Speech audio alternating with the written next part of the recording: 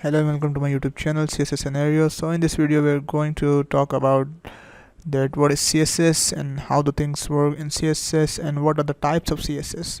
From today's video we are going to start a series regarding CSS. So the guys who don't know that what really CSS is and what is the scenario of CSS, so those guys will cover up all the things for my YouTube channel, so make sure you subscribe my YouTube channel. So let's get started.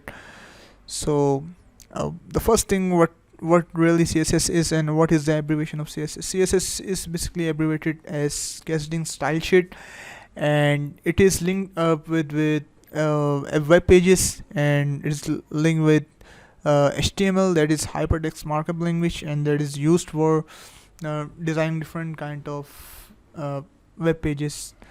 So it is used for front-end purpose. So for CSS usage you must install a compiler that is referred as Visual Studio Code. That what I recommend. I've already installed it. You can install it online and you can download it and install it online. So for this purpose we have to create a desktop folder, and it will be named as CSS scenario. So I have created this one and I'm going to name it, and I'm going to open it from my Visual Studio Code. I will open the folder and I will get things and this thing and select folder. Okay, so now I'm going to start the things, new file. So we are what I recommend, you have to create a new file in CSS scenario folder, and it will be named as index.html. File has been created. So in the title we can name it as CSS scenario. Okay, we are good to go. So what really CSS is and how the things work. CSS basically have three types. There are three types of CSS. Number one, inline CSS. Number two, internal CSS. And number three, external CSS.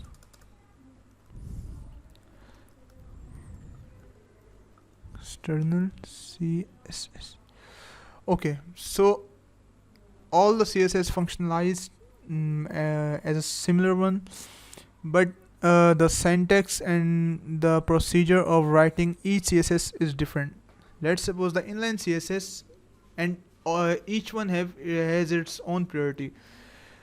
So the inline CSS, it is written in the tag of HTML. Let's suppose there is a language and it is named as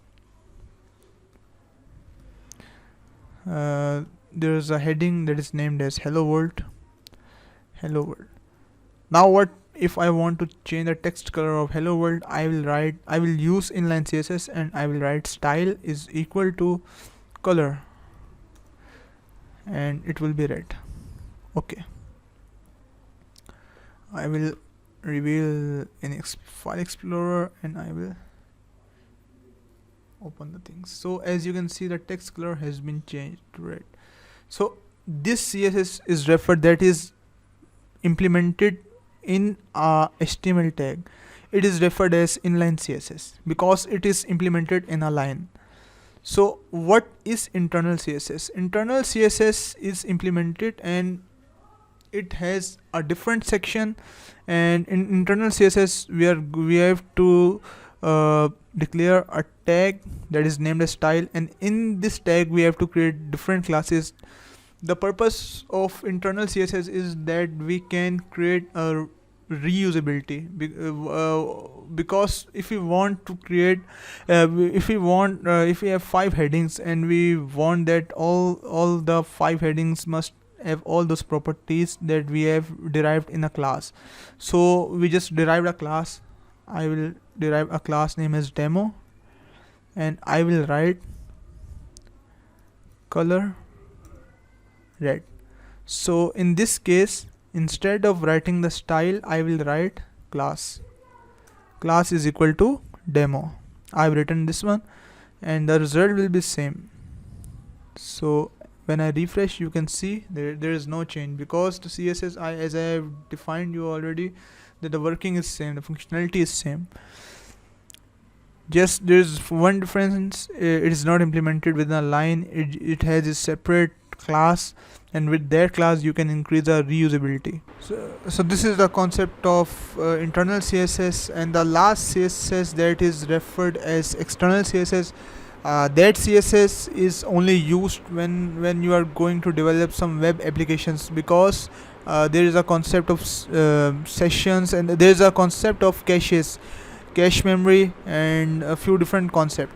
So when external CSS is not used in websites, and the purpose of that is and the reason due to which the external CSS is not used in the web applications, is that external CSS, the cache need to be refreshed for external CSS, because if you have done some kind of changes in your web page and in your CSS file, the old user can't see that changes, because the cache memory, until he or she didn't clear his cache memory, he will not see any kind of change.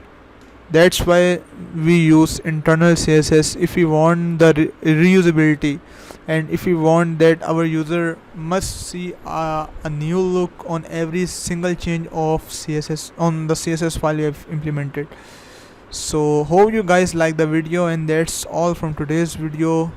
So if you like the video, make sure you have subscribed my YouTube channel, because I'm going to teach you a lot regarding the CSS. And keep visiting my YouTube channel. Thank you.